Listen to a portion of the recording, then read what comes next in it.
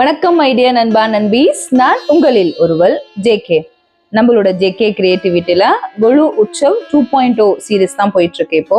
So இன்னைக்கு நவராத்திரியோடைய 2ஆம் நாள் சிறப்பு, எந்த மாதிரியான நெய்வேத்தியம், எந்த மாதிரியான கலர் யூஸ் பண்ணணும், எந்த மாதிரியான அவதாரம் எடுத்திருக்காங்க அம்பாள், அது மட்டும் இல்லாம விஷ்ணுவின் 2வது அவதாரம் தசாவதாரத்துல 2வது அவதாரத்தை பத்தியுமே கம்ப்ளீட்டா எந்த மாதிரியான ஹிஸ்டரி இருக்கு, எதுக்காக அந்த அவதாரம் எடுக்கப்பட்டது, இது எல்லாத்தையும் பத்தியுமே இந்த வீடியோல நம்ம பார்க்க போறோம். வீடியோக்குள்ள போலாமா? வாங்க. முதல்ல நம்ம நவராத்திரியை பத்தி பார்த்துருவோம். நவராத்திரியில டே 2 ஆனது ஏற்கனவே நான் டே 1க்கு எந்த மாதிரியான விஷயங்கள்னு போட்டிருக்கேன். நீங்க பார்க்கலன்னா கண்டிப்பா அந்த வீடியோமே பாருங்க, நான் கண்டிப்பா டிஸ்கிரிப்ஷன்ல லிங்க் அட்டாச் பண்றேன். டே 2 எடுத்து அம்பாள் எந்த மாதிரியான அவதாரம் எடுத்திருக்காங்க அப்படின்னா பிரம்மச்சாரிணி அவதாரம் எடுத்திருக்காங்க. பிரம்மச்சாரிணியானவள் ரொம்ப தூய்மையா புனிதமா தவம் செஞ்ச ஒரு நிலையில தான் அவங்க இருப்பாங்களாம். ஒருத்தருக்கு நல்ல ஒரு ஒழுக்கம், நல்ல ஒரு ஞானம், ஒரு கல்வி, ஒரு மனிதனா பிறந்தா இது எல்லாமே நம்ம அடையணும் இல்லையா?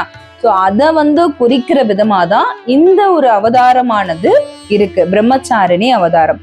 எப்படி ஒரு குழந்தை பிறந்து வளர்ந்து நல்ல ஒரு படிப்பு படிச்சு நல்ல ஒரு வேலைக்கு போய் நல்ல ஒரு மனிதனாக வரானோ, இது எல்லா வகையுமே நம்ம எதுல குறிக்கும், ஒரு ஒழுக்கமாக இருந்தாதான் இது எல்லாமே நம்மளுக்கு கிடைக்கும் இல்லையா?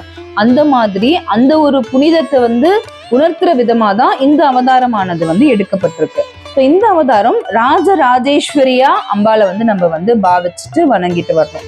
நார்த் சைட்ல எல்லாம் பாத்தீங்கன்னா இந்த பிரம்மச்சாரிணிக்கு பெருசா கோவில் இருக்கு, ரொம்ப விசேஷமா இந்த அம்பாளை நல்லா சிறப்பா கொண்டாடிட்டு வருவாங்க. நம்ம தமிழ்நாட்டுல எங்க கோவில் இருக்கு அப்படின்னு பாத்தீங்கன்னா, தமிழ்நாட்டுல கன்னியாகுமரி, குமரி அப்படின்னு பேர் வந்ததே இந்த அம்மனாலதான். ஸோ குமரி அம்மன் இருக்காங்க இல்லையா, அவங்க இந்த பிரம்மச்சாரிணியா தான் அங்க தவம் செஞ்சு நின்ன கோலத்துல இருப்பாங்க. ரொம்பவே சாதாரணமா எளிமையா இருப்பாங்க. கையில ஒரு கமண்டலம், ஜபமாலை அதோட மட்டுமே இருப்பாங்க. இந்த அம்மாக்கு பாத்தீங்கன்னா எந்த வகையான வாகனமே கிடையாது. ஸோ வாகனமே இல்லாம ரொம்பவே சாந்தமா, ரொம்ப அமைதியா, ரொம்ப ஒழுக்கமா இந்த அம்மாள் தன்னைத்தானே என்ன சொல்றது, ஒரு ஒழுக்க நிலையில கொண்டு ஜபம் பண்ணிக்கிட்டே இருப்பாங்களாம். அதுதான் கண்டிப்பா எல்லாருமே கடைபிடிக்கணும் அப்படின்னு இதுல குறிப்பிட்டிருக்காங்க. இந்த நாள் அன்னைக்கு எந்த மாதிரியான கலர் நம்ம யூஸ் பண்ணணும், எந்த மாதிரி நெய்வேத்தியம் பண்ணணும் பார்ப்போமா? நெய்வேத்தியம் பத்தி பாத்தீங்கன்னா புளி சாதம் ரொம்பவே உகந்தது. புளி சாதம், வேர்க்கடலை சுண்டல், அதோட பழ வகைகள் மாம்பழமும் நம்மளால ஒரு வாரம் முடிஞ்சதுன்னா அம்பாளுக்கு சமர்ப்பிக்கலாம். ஸோ கண்டிப்பா புளி சாதம், வேர்க்கடலையில சுண்டல் செஞ்சு அம்பாளுக்கு நம்ம படைக்கலாம். அது மட்டும் இல்லாம பூக்கள் பாத்தீங்கன்னா வெள்ளை கலர்ல மல்லிப்பூவோ அப்படி இல்லைன்னா முல்லைப்பூ, அந்த மாதிரி பூவால அம்பாளை நம்ம அர்ச்சனை செஞ்சுட்டுமே வரலாம். டே 2 அன்னைக்கு நம்ம யூஸ் பண்ண வேண்டிய கலர் பாத்தீங்கன்னா ரெட் கலர்ல சாரீஸ், ரெட் கலர்ல சுடிதார், ஷர்ட்ஸ் எந்த மாதிரி யூஸ் பண்றீங்களோ நீங்க யூஸ் பண்ணிக்கலாம். ரெட் தான் அந்த நாளைக்கு உகந்த கலர். இப்போ தசாவதாரம் பத்தி போயிடுவோமா?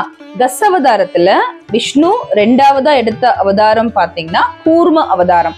முதல் அவதாரம் மச்ச அவதாரத்தை பத்தின இன்ஃபர்மேஷன் ஆல்ரெடி ஷேர் பண்ணியிருந்தேன், நீங்க அதை பார்க்கலாம்.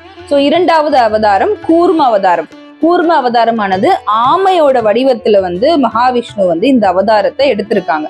ஆமை வடிவத்துலதான் இந்த அவதாரமானது இருக்கு. எதுக்காக இந்த அவதாரம் எடுக்கப்பட்டது அப்படின்னா, ஒரு காலத்துல தேவர்களும் அரக்கர்களும் அமுதத்தை தேடி அலைஞ்சிட்டு இருந்தாங்களாம். அமுத சுரப்பியை தேடி அலைஞ்சிட்டு இருக்கும் போது பார்க்கடலை கடைய தொடங்கினாங்களாம். பார்க்கடல இருந்து அமுதமும் நிறைய வேல்யூபிளான திங்ஸை எடுக்கணும் அப்படின்னு சொல்லிட்டு பார்க்கடலை கடைஞ்சிட்டு இருந்தாங்களாம்.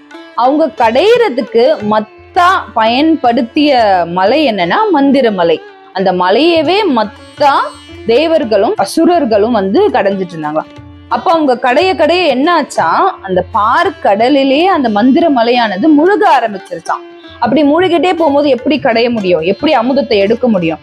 அப்ப என்ன பண்ணாரா மகாவிஷ்ணு, அந்த மலைய நிலை நிறுத்தணும் அப்படின்றதுக்காக கூர்ம அவதாரம் எடுத்து தன்னோட முதுகுல, அதாவது எப்படி ஆமைக்கு அந்த ஓடுதான் அதோட பலம், ஏன்னா அது உடைக்க முடியவே முடியாது, அவ்வளோ ஒரு சக்தி வாய்ந்தது. அதே மாதிரி வலிமையோட அந்த கூர்ம அவதாரம் எடுத்து அந்த மலையை தாங்கி தன் முதுகுல நிலைநிறுத்தினாரா அந்த மகாவிஷ்ணு. அப்படி நிலைநிறுத்தும் போது பழையபடியான நிலையை அடைஞ்சுதான் அந்த மந்திர மலை. அப்புறம் என்ன பண்ணாங்களாம், கடைய தொடங்கினாங்களாம்.